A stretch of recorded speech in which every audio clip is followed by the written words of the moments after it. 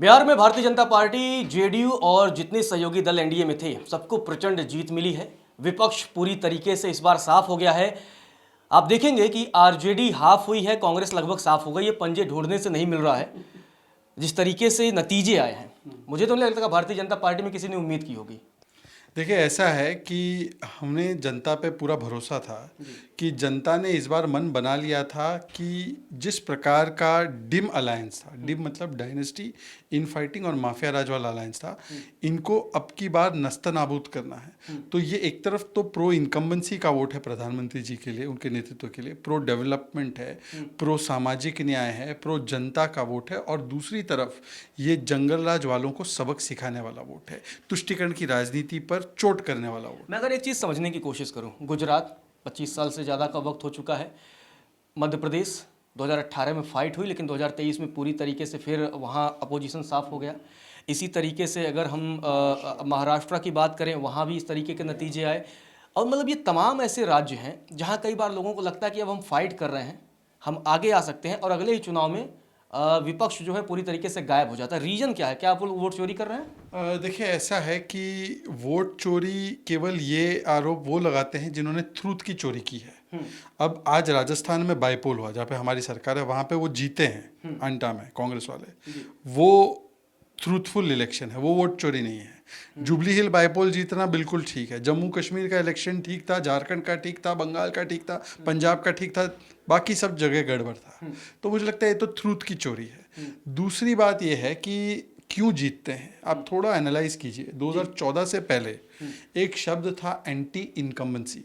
5 साल सरकार चली, 10 साल चली, उसके बाद चेंज ही करना है। इसको बोलते हैं एंटी इनकम्बेंसी, मतलब जो सत्ता में है उसको हटाना है। हटाने के लिए चुनाव होता है, बिल्कुल। 14 के बाद 3 बार केंद्र में सरकार, गुजरात में 30 वर्षों से अधिक की सरकार, मध्य प्रदेश में 20 वर्ष, महाराष्ट्र में तीसरी बार सरकार, हरियाणा में तीसरी बार सरकार, असम में 2 बार सरकार, उत्तर प्रदेश में जहाँ सरकार रिपीट नहीं होती वहाँ सरकार रिपीट, उत्तराखंड में रिपीट, त्रिपुरा में रिपीट, और अब हमने देखा है बिहार में 20 साल के बाद। इसका मतलब क्या है? पीडीए। आप बोलेंगे PDA, performance, delivery and aspiration.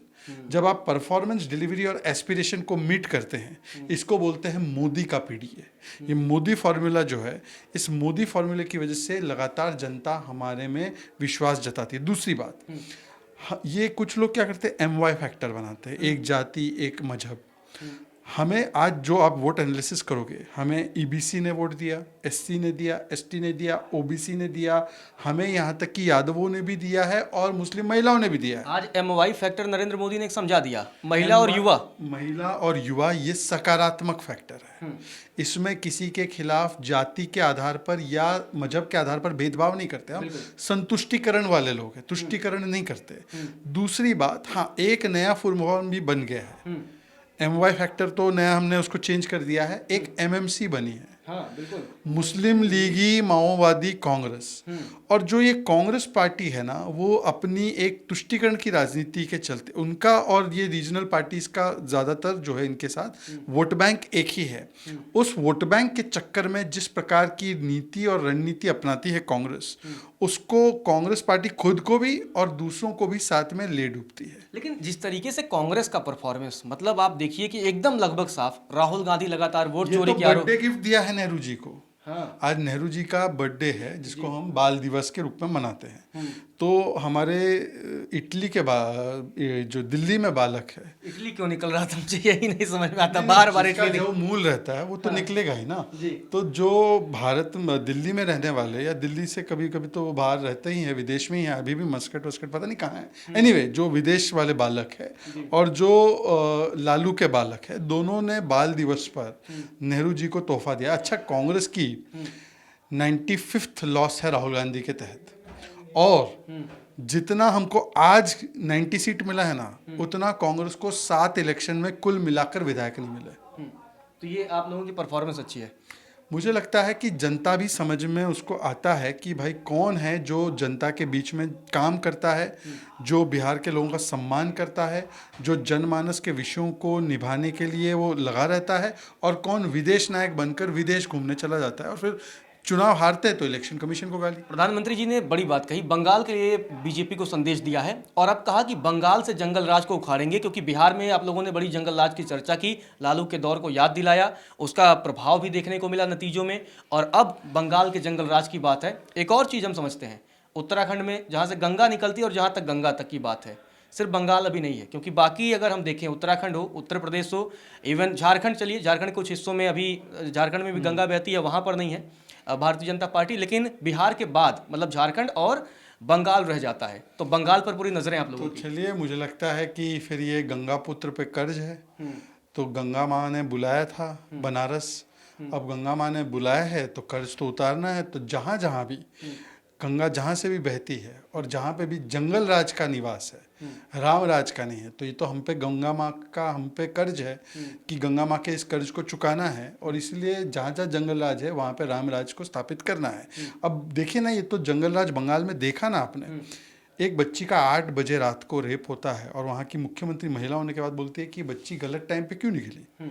Shahjahan Sheikh अनुसूचित जाति की महिलाओं के साथ उत्पीड़न करता है और फिर विक्ट्री साइन बताता है।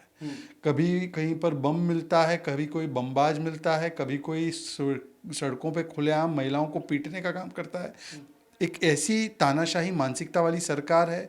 जिस प्रकार से वहाँ पे भ्रष्टाचार के केस हुए हैं, वहाँ पे एसएससी स्कैम से लेकर बाकी स्कैम, पैसों का पहाड़ मिला है। तो ये जंगल राज वाली सरकार ही है। और जैसे कट्टा राज वाली सरकार को नहीं आने दिया बिहार में, वैसे जंगल राज वाली सरकार जो चल रही है पश्चिम बंगाल में रविंद्रनाथ टैगोर जी के उसूलों के खिलाफ, उसको हटाने का हमारा पूरा संकल्प है। और देखिए, घुसपैठियों के लिए भारत नहीं बना। कुछ लोग चाहते थे कि बाहरी वोट करे, बिहारी वोट ना करे। हम ना बाहरी को करने देंगे, ना बांग्लादेशी और रोहिंग्या को करने देंगे। बंगाली का अधिकार बंगाली को जाएगा, बिहारी का अधिकार बिहारी को जाएगा। इस बार ईवीएम से पहले एसआईआर पर ही ठीकरा फूटा है। विपक्ष की तरफ से तमाम कहा गया, अखिलेश यादव का भी सबसे पहले सोशल मीडिया पोस्ट आता है और एसआईआर को लेकर उन्होंने हमला बोला, कहा तमिलनाडु, उत्तर प्रदेश और तमाम राज्यों में हम एसआईआर नहीं होने देंगे, उसका विरोध करेंगे। ये गुड एसआईआर होता है जब महाराष्ट्र में इन्हीं की जमात सपोर्ट करती है। इनकी जमात ने, कांग्रेस ने, समाजवादी पार्टी ने, एनसीपी शरद पवार ने महाराष्ट्र में ये कहा है कि चुनावों से पहले, वहाँ पे लोकल चुनाव से पहले एसआईआर होना चाहिए। और महाराष्ट्र में एसआईआर अच्छा है, बंगाल और बिहार में खराब है। अच्छा, बिहार में भी तो ये आरोप लगाते 2 करोड़ वोट कट गए, एक प्रमाण नहीं दे पाए सुप्रीम कोर्ट में। और ये एसआईआर नहीं है, ये है अपने अपने बचाओ अपने अपने परिवार और करो संविधान पर वार। इसीलिए इनके बीएलए को एक भी शिकायत नहीं मिली। एसआईआर में गलत नाम काटे गए अगर बिहार में, तो कितनी शिकायत बीएलए ने डाली? एक भी नहीं डाली। और 2014 से पहले जो एसआईआर होते थे वो बिल्कुल अच्छे एसआईआर थे। अब एसआईआर खराब हो गए। और जो ममता बनर्जी खुद कागज फेंक के 2005 में मांग करती थी कि अवैध बांग्लादेशियों के वोट हटाइए, तब वो अच्छा एसआईआर था, आज खराब एसआईआर हो गया। वोट बैंक की वजह से देखिए, वोट बैंक और तुष्टीकरण की राजनीति के चलते ही ये लोग जिस प्रकार की अतिवादी राजनीति करते हैं। अब देखिए, वंदे मातरम तक बोलने को तैयार नहीं है। अगर हम पूरा वंदे मातरम इसकी पैरवी करते 150वां साल उसका मनाते हैं, तो उसका विरोध कांग्रेस करती है। कांग्रेस बोलती है मुस्लिम आरक्षण होना चाहिए, आंबेडकर जी की विचारधारा के खिलाफ। और कांग्रेस तो ये भी बोलती है कि हम मुस्लिम हैं, मुस्लिम कांग्रेस है। मतलब कांग्रेस अपने आप को भारतीय नहीं कहती, कांग्रेस बोलती है हम एक धर्म विशेष है। तो खुल के वो बोल रहे हैं कि पहला संसाधन पर अधिकार भी बाहरियों का होना चाहिए, घुसपैठियों का होना चाहिए। और वो एक वोट बैंक के लिए आरक्षण की व्यवस्था को भी समाप्त करके पूरा आरक्षण एक वोट बैंक को देना चाहती है। तो ये आपको तस्वीर में दिखा रहा हूँ, ये देखिए संजय राउत का ये पोस्ट है, आपने देखा है कि नहीं अभी? नहीं, मैं देख नहीं पाया। ये तस्वीर है बिल्कुल बिल्कुल, ये जो तस्वीर है वो आपके स्क्रीन पर दिख रही होगी दर्शकों को। एक तरफ प्रधानमंत्री, एक तरफ नीतीश कुमार, हाथ में पैसे, लोकतंत्र बिकता है। ये बिहार में दिखता है क्योंकि जीविका दीदी को आप लोगों ने 10,000 रुपए दिए और वो चुनाव में गेम चेंजर साबित हुई। और अब इस तरीके के ये पोस्ट करना, उस पर टिप्पणी करना। देखिए, बिहार जो है एक प्रकार से लोकतंत्र की जननी है। और जिस दिन बिहार की महान जनता ने, जिसने संपूर्ण क्रांति भी लाया था, आज फिर से एक क्रांति करते हुए उन्होंने जनादेश दिया है। उस जनादेश का इस प्रकार से अपमान करना, कि बिहार की महिलाओं को बिका हुआ कहना। बिहार की माता को गाली दी इन्होंने, मोदी जी की भी माता को गाली दी, फिर छठी मैया का अपमान किया। और अब ये लोग जो है बिहार की महिलाओं का अपमान कर रहे हैं। ये वो बिहार की महिलाएं हैं जिनको 2005 से पहले बाहर निकलने में डर लगता था। उन्होंने ऐसी सरकार लाई, आज 1/3 पुलिस फोर्स बिहार की महिलाओं द्वारा संचालित है। आज चाहे 50% आरक्षण पंचायती में हो, 33% सरकारी जॉब्स में हो, चाहे महिलाओं के साथ सबल बनी है, शिक्षा प्राप्त की है, जीविका दीदी स्कीम से उनके रोजगार के अवसर बढ़े हैं और आज वो आरक्षण पाकर पार्लियामेंट में भी पहुंचेगी और अपना स्वरोजगार शुरू करेगी। तो हज सब्सिडी देने वाले, हज हाउस बनाने वाले एक महिला को 10,000 रुपये उसके स्वरोजगार के लिए मिले तो इतना दुख होता है। मैं तो पूछना चाहता हूँ क्या तेजस्वी जी इस बात से एग्री करते हैं कि बिहार की महिलाएं बिकी हुई है? पर देखिए उन्होंने 30,000 रुपये देने का वादा किया था। उन्होंने 30,000 देने का वादा किया था। अच्छा, हिमाचल की महिलाओं को 1,500 देंगे, कांग्रेस ने कितनी महिलाओं को दिया? 1,000 रुपये पंजाब में देंगे, कांग्रेस ने, आम आदमी पार्टी ने कितनी महिलाओं को दिया? 8,000 रुपये खटाखट दे देंगे, कितनी महिलाओं को कर्नाटका में दिया? और तब जब आप खुद ऑफर करो तब वो चमत्कार, अगर हम करके दें तो हम गुनहगार। ये बिहार की महिलाओं का अपमान है। और देखिए ना, बिहार की महिलाओं का तो कदम कदम पर उन्होंने अपमान किया है। और बिहार के लोगों को टॉयलेट क्लीनर, बिहार के लोगों को बोलना ये बीड़ी है, ये सारे काम डीएमके और कांग्रेस ने किए हैं। चलिए, बहुत बहुत धन्यवाद आपका शहजाद जी। बहुत बहुत धन्यवाद। और बिहार की जनता ने गर्दा उड़ा दिया है। गर्दा उड़ा दिया है। तो शहजाद पूनावाला का कहना है कि बिहार की जनता ने गर्दा उड़ा दिया है। अब नजरें रहेंगी कि मुख्यमंत्री कौन होगा। जी हाँ, इस पर भी घमासान मचने वाला है। फिलहाल के लिए इतना ही।